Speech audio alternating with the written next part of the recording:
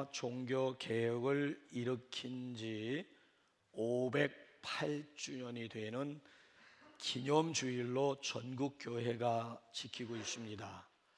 저는 아무리 생각을 해도 어떻게 해서 종교 개혁이란 명칭이 나오게 되었을까? 아무리 봐도 이건 교회 개혁인데 그것도 무슨 제도나 무슨 구조나 형식에 대한 개혁도 아니고 순수하게 초대 교회, 특별히 교회 본질로 돌아가자라고 하는 운동이었는데 어떻게 이것이 종교라고 하는 타이틀을 걸머지게 되었을까?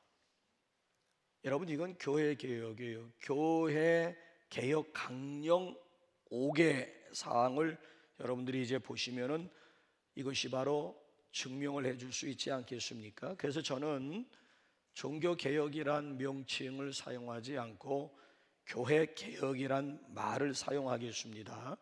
1517년 10월 31일 독일의 마틴 루터라고 하는 사람이 그 당시 비텐베르크 대학 정문에다가 95개조 로마 가톨릭에 대한 이 반박문 내지 항의문을 써 붙이면서 본격화되게 되었지요. 거기 보게 되면 교회 개혁이라고 하는 이 말을 보게 되면 그냥 그 당시에 로마 가톨릭 교회의 부당함을 이렇게 반박하는, 그래서 로마 가톨릭 교회와 교황과 대항하게 되었지요. 중세 유럽은 로마 가톨릭 교회의 지배를 받고 있었습니다. 로마 가톨릭 교회는 유럽 사람들의 신앙은 물론이지만 정치, 경제, 사회, 문화 등 모든 삶을 지배하는 통치자였습니다. 그러니까 중세 교회가 이런 강력한 힘을 가질 수 있었으면은 교황 제도 때문이었습니다. 교황은 모든 교회를 관리하고 다스리는 교회의 황제와 같은 존재였습니다. 그래서 교황, 임금 황자를 써가지고 모든 교회를 다스리는 교회의 황제와 같은 그런 존재였습니다. 근데 그에 비해서 이 교회의 능력이라고 하는 것은 껍데기, 형식 아니면 겉모습뿐이었습니다.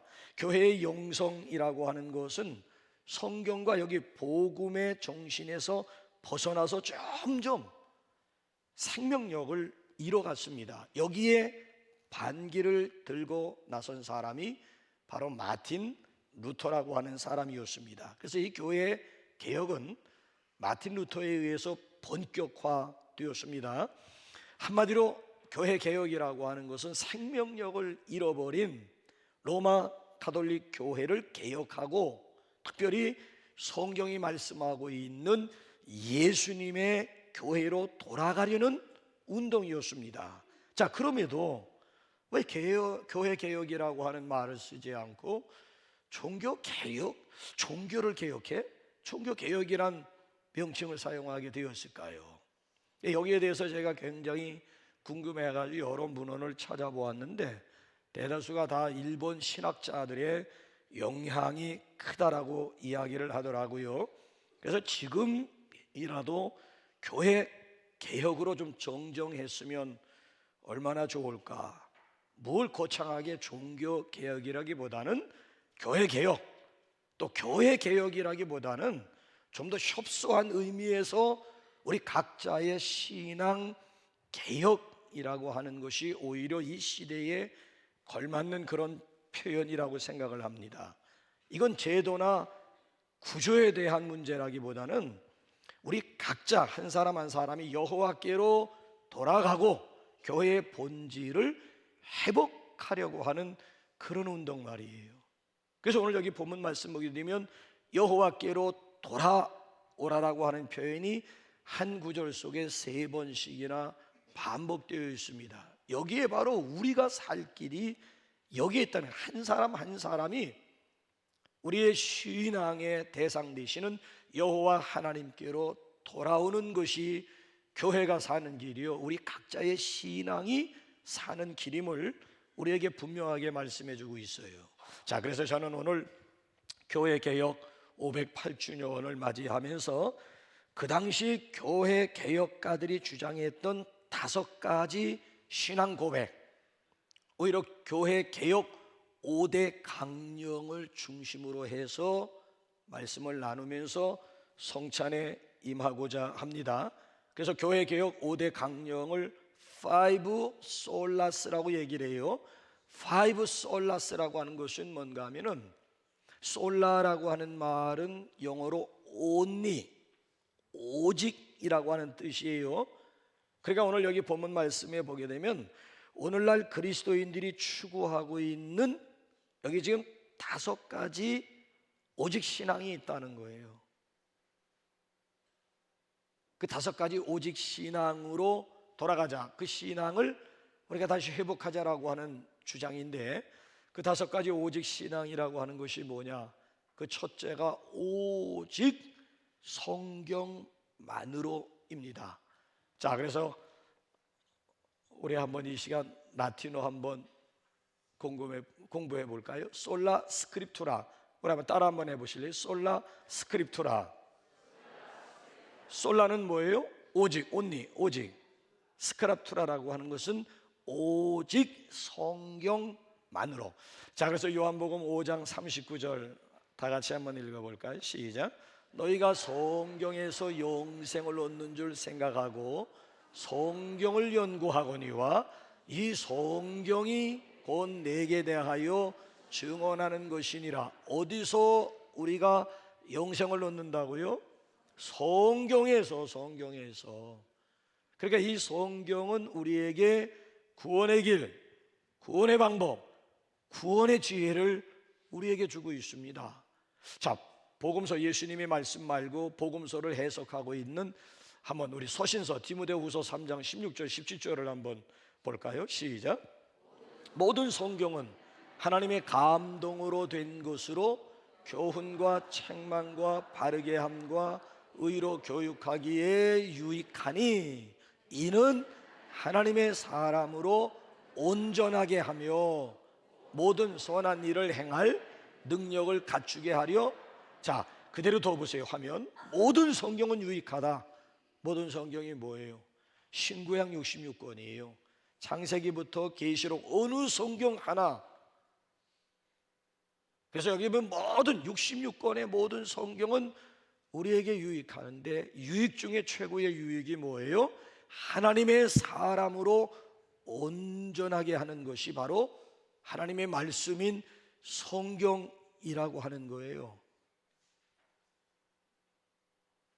그러니까 여러분 한번 보세요. 우리 신앙과 우리 행실, 신앙과 삶의 기초와 근거를 이루고 있는 것이 바로 하나님의 말씀인 성경임을 여기서 가르쳐 주고 있어요. 아니, 여러분 한번 생각해 보세요. 기준이 성경이라는 거예요. 자, 그럼에도 중세 로마 가톨릭 교회는 성경에서 너무 멀리 떠나가지고 그만 길을 잃어버리고 말았어요. 자, 입으로 전해 내려오는 구전 전통이라든지 아니면 교황의 교서를 성경과 나란히 두었던 거예요. 권위가, 교황의 교서나 하나님의 말씀인 성경이나 권위면에 있어서는 다를 바 없이 나란히, 이 나란히가 됩니까? 나중엔 교황의 교서가 오히려 성경 위에 올라가는 이런 결과를 가져오게 되었다는 거예요. 자, 그래서 여러분 한번 보세요. 그러다 보니 자국어가 있음에도 불구하고, 아니 자국민들이 알지도 못하는 라틴어 성경을 읽어주면서 성경 통독을 방해한 거예요. 독일 사람에게는 독일말로 번역된 성경이 나와야지.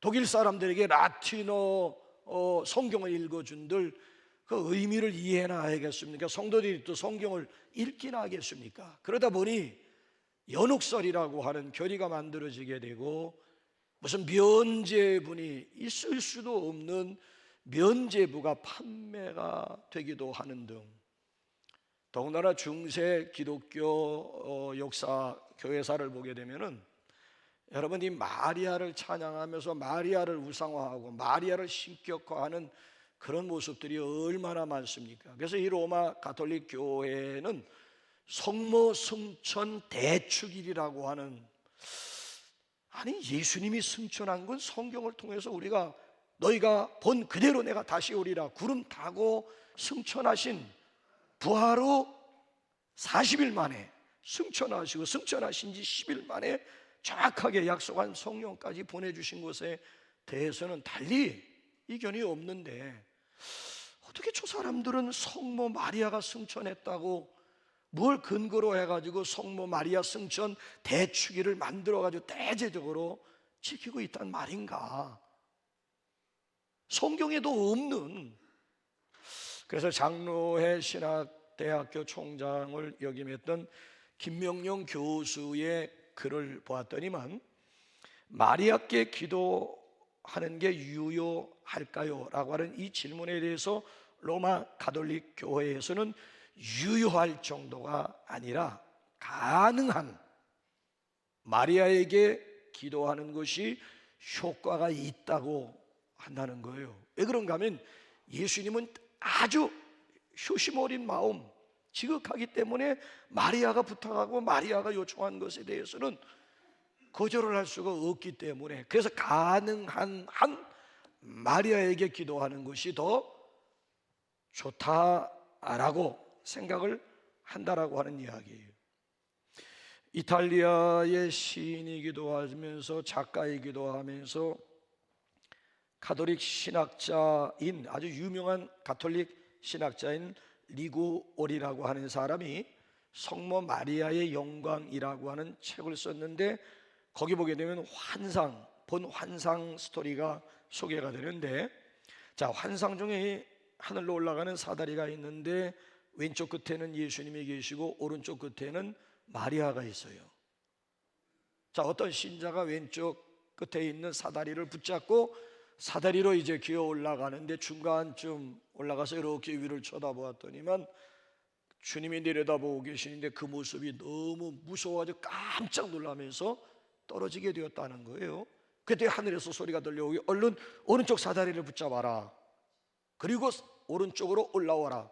그래서 이 사람이 오른쪽 사다리를 붙잡고 기어 올라가는데 그 끝에는 누가? 성모 마리아가 있는데 아주 자애로운 표정으로 웰컴 하면서 맞아주더라는 거예요.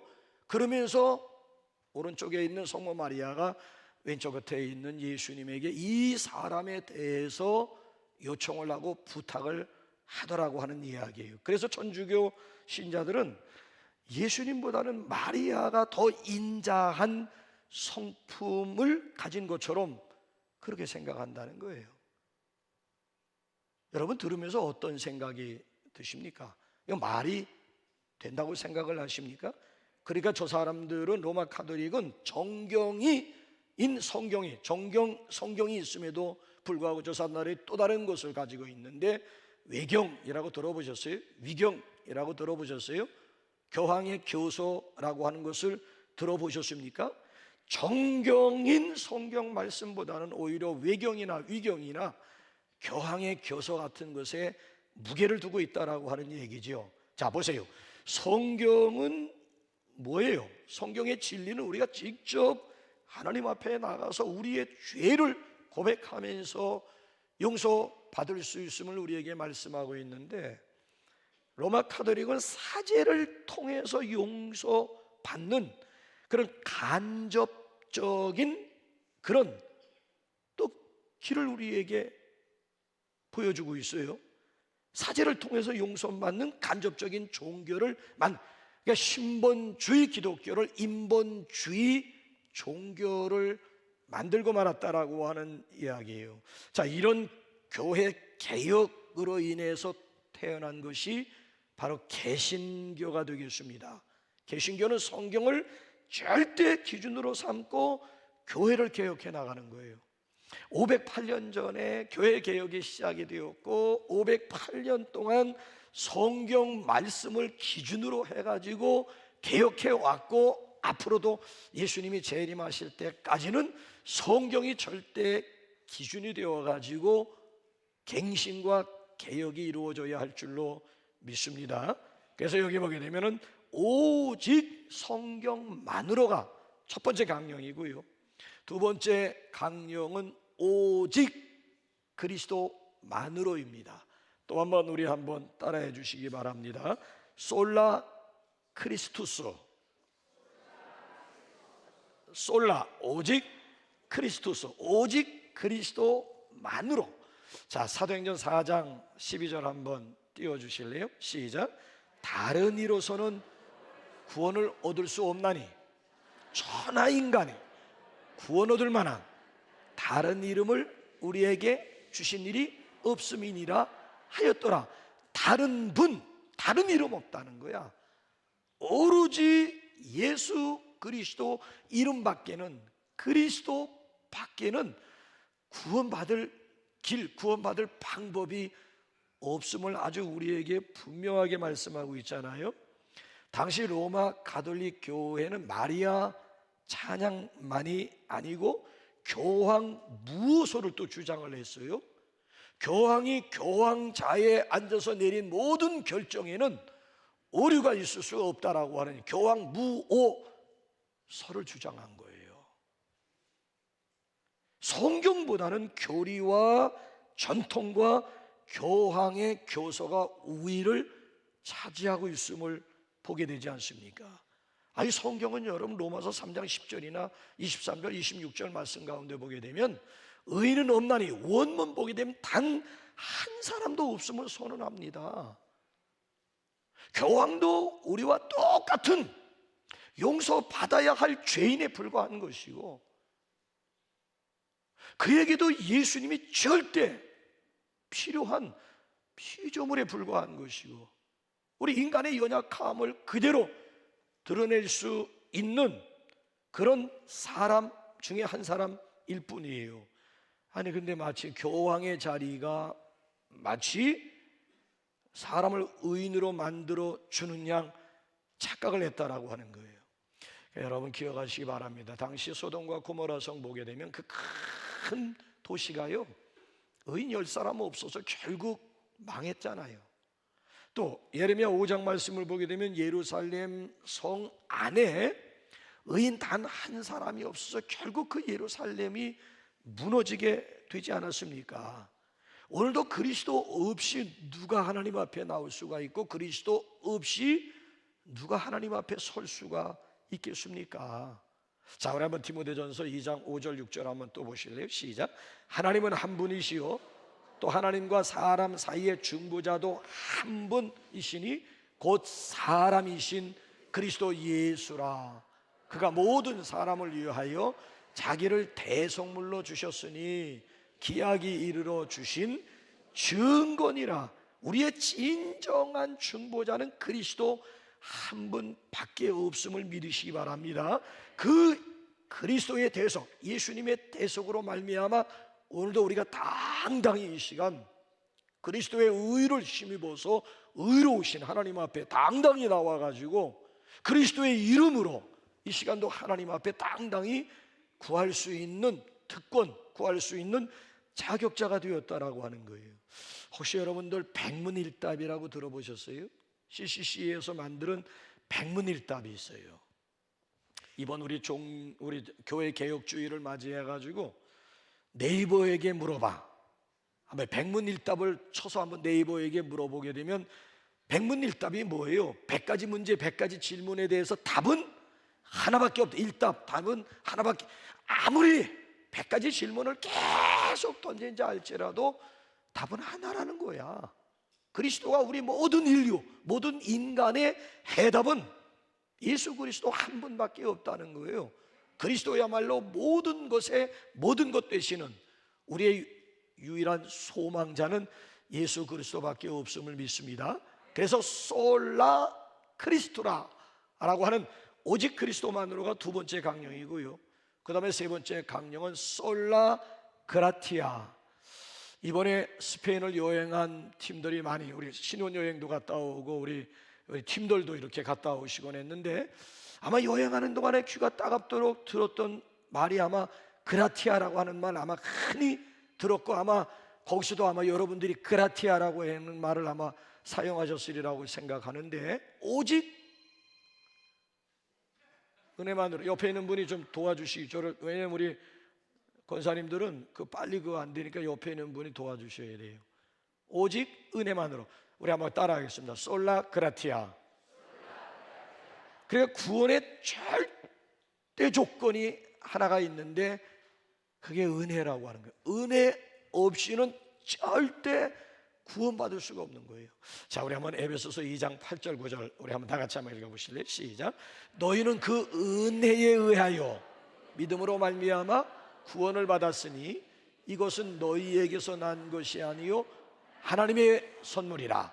행위에서 난 것이 아니니 이는 누구든지 자랑하지 못하게 하려. 자, 저기 보게 되면 은혜의 반대말이 뭘까요? 자, 8절에 은혜의 반대말이 9절에 나오는데 은혜의 반대말은 뭐예요? 행위야, 행위. 계명. 은혜의 반대는 계명이요 행위라고요. 그러니까 선행이나 고행 가지고는 구원받을 수가 없다는 거예요. 오직 은혜 때문에, 은혜로 인하여 구원을 받을 수가 있는 거예요. 교회 개혁을 하기 전에 루터는 아주 철저한 구도자였습니다. 구도자. 만약에 여러분 수도사가 수도한 것으로 구원을 받을 수가 있다면 루터가 제1인자, 제1위에 해당하는 사람일 거예요.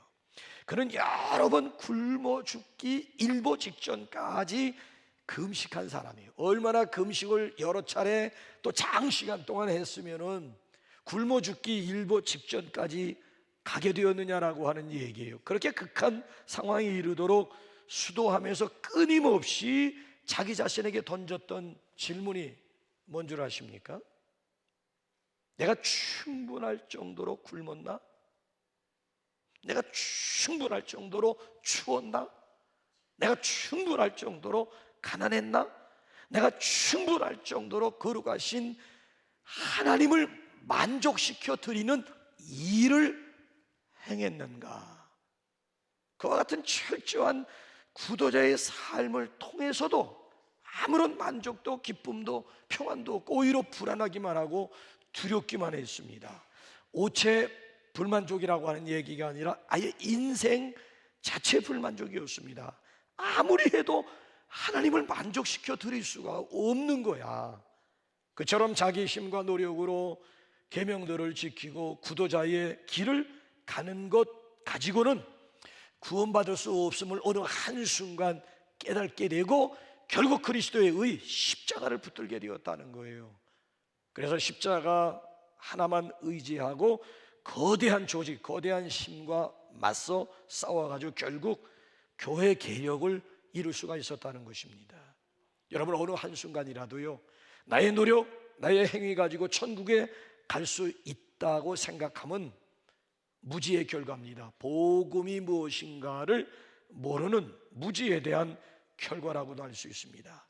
내게 자격이 있어서 구원받는 거 아니에요. 구원과 자격과는 상관이 없는 거예요. 오히려 자격 없는 자에게 거저 주시는 것이 이게 은혜. 그래서 이걸 쉽게 공짜라고도 이야기하지 않습니까? 은혜로만 구원받을 수가 있고 은혜로만 천국 갈 수 있음을 믿으시기 바랍니다. 은혜 아니면 안 되는 거예요. 그래서 이 구원을 하나님의 선물이라고 하는 거예요. 선물과 뇌물의 차이는 뭐예요? 행위의 주체가 누구냐는 거예요. 내가 액션을 취하게 되면 그 뇌물로 흐를 가능성이 많아요. 근데 여러분, 선물이라고 하는 것은 나의 의지, 나의 행위와는 전혀 상관이. 선물은 내가 주고 싶은 사람에게 그냥 거저 주는 것이 선물이지, 무슨 대가를 바라고 내가 주게 되면 그 뇌물이 되잖아요. 아니에요. 구원은 그냥 하나님이 거저 주시는, 공짜로 주시는 선물이라고 하는 거예요. 선물. 그래서 사도 바울이 나의 나된 것은 다 하나님의 은혜다. 자, 오늘도 나의 나됨이 하나님의 은혜임을 고백하지 못한다면 미안하지만 아직까지 그리스도인은 아니에요. 어떻게 여러분들 어떻습니까? 그리스도인입니까? 우리 조금 후에는 이제 우리 은혜 아니면 설 수 없다라고 하는 고백과 함께 찬양과 함께 우리 성찬을 받으려고 하는데, 여러분이 이 시간 우리 성찬을 받으면서 오직 하나님의 은혜임을 고백하면서 성찬에 참여할 수 있기를 바랍니다. 네 번째 강령은 오직 믿음으로, 솔라 피데. 다 같이 한번 따라해 볼까요? 솔라 피데. 오직 믿음으로. 자, 로마서 1장 17절 우리 한번 빨리 읽어볼까요? 시작. 복음에는 하나님의 의가 나타나서 믿음으로 믿음에 이르게 하나니 기록된 바 오직 의인은 믿음으로 말미암아 살리라 함과 같으니라. 무엇으로 말미암아 산다고요? 믿음으로. 어떻게 의인이 될 수가 있다고요? 믿음으로 말미암아. 자, 여기서 이제 성도들이 헷갈리는 것이 바로 여기 이 부분이에요. 은혜로 구원받는다? 믿음으로 구원받는다. 뭐야? 은혜는 뭐고 또 믿음은, 아니 분명히 절대 그렇잖아요. 은혜가 있어야지 구원받는다는데 여기 보면 오직 의인은 믿음으로 말미암아, 오직 믿음이 있어야 또 살고 구원받는다는 얘기인데 헷갈리잖아요. 헷갈릴 필요가 없는 거예요. 다시 한번 제가 말씀드립니다마는 구원받을 수 있는 절대 조건은 오직 은혜야. 근데 여러분께서 그 은혜를 인하여 구원을 받았나니 그랬잖아요. 은혜 때문에, 은혜로 구원받는다는 거예요. 은혜 없이는 구원받을 수가 없어요. 근데 믿음이라고 하는 말이 구원과 함께 나타날 때는 반드시 믿음으로 말미암아 구원을 받나니 이렇게 돼 있어요. 그러니까 구원과 관련된 믿음이라고 하는 단어를 열어보면 어느 곳이든지 다 믿음으로 말미암아야. 이 믿음으로 말미암는다라고 하는 것은 헬라어를 보게 되면 디아피스테우스라고 하는 말인데, 디아라고 하는 것은 전치사에 통하여, 그래서 영어 성경 보게 되면 through faith, 믿음을 통하여, 믿음으로 말미암아. 그러니까 이 믿음이라고 하는 것은 구원의 방법, 구원의 길, 구원의 수단. 더 쉽게 말씀드리면 하나님이 거저 주시는 구원의 선물을 내가 받는 그릇으로 여러분들이 생각하시면 되는 거예요. 아니, 하나님께서 거저 구원의 선물을 주시는데 내가 그릇 없이 그 선물을 받을 수가, 그릇 준비해, 그릇이 있어야 된다는 거야. 그러니까 하나님의 구원의 저수지, 은혜의 저수지가 있는데 그 은혜가 내게 흘러 들어오기 위해서는 무엇이 있어야, 관이 있어야 되잖아. 통로, 통로가 있어야 되잖아요. 그래서 여기도 오직 믿음이라고 해서 다른 길이 없다는 거야. 그러니까 믿음의 길, 믿음의 관을 통해서만 구원의 강물이 내게 흘러 넘칠 수가 있고 흘러 들어올 수가 있음을 우리에게 분명하게. 그래서 너희가 그 은혜를 인하여 믿음으로 말미암아 구원을 얻었네. 은혜 때문에 구원을 받고 믿음을 통하여 구원을 받음을 우리에게 분명하게 말씀하고 있잖아요. 그래서 갈라디아서 2장 16절 우리 한번 다시 한번 볼까요? 시작. 사람이 구원받는 것은 율법의 행위에서 난 것이 아니요 오직 예수 그리스도를 믿음으로 말미암는 줄 아는 거로, 우리도 그리스도 예수를 믿음으로 말미암는, 믿음을 통하여 의롭게 되고 영생을 얻게 되고 구원을 얻음을 우리에게 분명하게 말씀해 주고 있습니다. 자, 그래서 구원은 오직 하나님의 은혜로 오직 믿음을 통해서 얻을 수 있음을 믿으시기 바랍니다. 자, 마지막 다섯 번째 강령은 오직 하나님께만 영광입니다. 다시 한번 우리 라틴어 한번 따라할래요? 솔리 데오 글로리아. 시작. 솔리 데오 글로리아. 솔리는 솔라 음이 변하잖아요. 솔라나 솔리나 오직, 데오 하나님께, 글로리아 영광을, 오직 하나님께만 영광. 그래서 이번 주간에 제가 여러분들에게 숙제를 내드릴게요. 고린도전서 10장 31절 다 암송하시고 다음 주에 이 자리에 오셔야 됩니다. 자, 우리 한번 고린도전서 10장 31절이 뭔지 한번 볼까요? 시작. 그런즉 너희가 먹든지 마시든지 무엇을 하든지 다 하나님의 영광을 위하여 하라. 자, 사도행전에 보면요, 특별히 12장에 보게 되면은 헤롯 왕의 죽음이 소개가 되는데 너무 씁쓸한 거 있죠. 헤롯 왕이 어떻게 죽었는 줄 아세요? 벌레 먹어 죽었어요. 아니, 어떻게 충이 먹어 죽을 수가 있을까요? 그 이유는 다른 게 아니에요. 자, 이 헤롯 왕이 왕복을 입고 백성들 앞에서 연설을 했다고요. 그러더니 백성들이 아부 하면서 반응을 보인 거예요. 우아하게 반응을 보인 거예요. 우아의 뜻이 우라지게 아부한다라고 하는 뜻이 아시죠? 우아하게 반응을 보인 거예요. 우아하게. 와우! 이거는 신의 소리지, 이거는 왕의 소리, 이건 사람의 소리가 아니다. 헤롯 왕이 이런 왕복을 입고 일장 연설을 했더니만 얼마나 우아하게 반응을 하는지, 우라지게 아부를 하는지, 이 소리는 이건 사람의 소리가 아니라니, 이건 신의 소리다. 아니, 이보다 더한 찬사와 이보다 더한 영광이 있을까요? 자, 그 영광을 헤롯 왕이 하나님 앞에 토스해야 되는데 토스하지 못한 거예요. 자기가 꿀꺽 집어 삼킨 거야. 그래서 결국 충이 먹어가지고 죽고 말았다라고 하는 거 아니잖아요. 중세 시대 교회의 분위기가 똑같았다라고 하는 얘기, 여러분 아시는 대로 17세기 18세기는 계명주의 시대 아닙니까? 르네상스 문해 부흥의 전성기였습니다. 그 문해 부흥의 전성기가 뭐예요? 핵심은 인간의 재발견이라고요. 인문학이 꽃을 피우던 그런 시대 아닙니까? 이런 분위기가, 이게 교회 안의 분위기가 되었다는 거예요. 교회 안에서 하나님 한 분만 찬양하고 하나님 한 분만 높여드리고 하나님 한 분만 영광을 올려드려야 되는데, 사람들이 칭송을 받고 사람들이 칭찬을 받고 사람들이 영광을, 그러니까 시대적인 이 조리와 교회 안의 분위기와 이게 다를 바가 없었다라고 하는 거예요. 사람들이 영광을 도적질하기 시작하는 거예요. 여러분, 유럽을 여행하게 되면 성당 문화입니다. 성당 빼놓고 나면 갈 곳이 없어요. 유럽에 어느 유럽, 뭐 동유럽이고 서유럽이고 북유럽이고 남유럽이고 간에 반드시 그 도시를 가게 되면 성당 최소한 2군데 이상은 반드시, 일반 관광에서도 반드시 들어가기 싫어도 들어가야 되는 것이 성당이라고. 성당. 저는 참 성당에, 어느 도시 가든지 성당에 들어갈 때마다 정신이 사나워지는 것이, 성인들의 사진이나 성인들의 그림이나 성인들의 조각품들이 천장이고 벽이고 간에 온통 도배를 한 거야.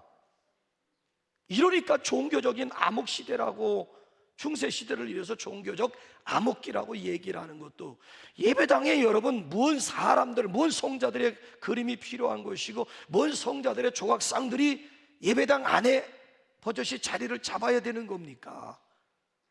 하나님이 받으셔야 될 영광들을 도적질하는 예가 한도. 그러니까 마틴 루터라고 하는 사람은 이건 아니요, 솔리 데오 글로리아, 오직 하나님께만 영광이라고 하는 구호를 외칠 수밖에 없고 내세울 수밖에 없었다는 거예요.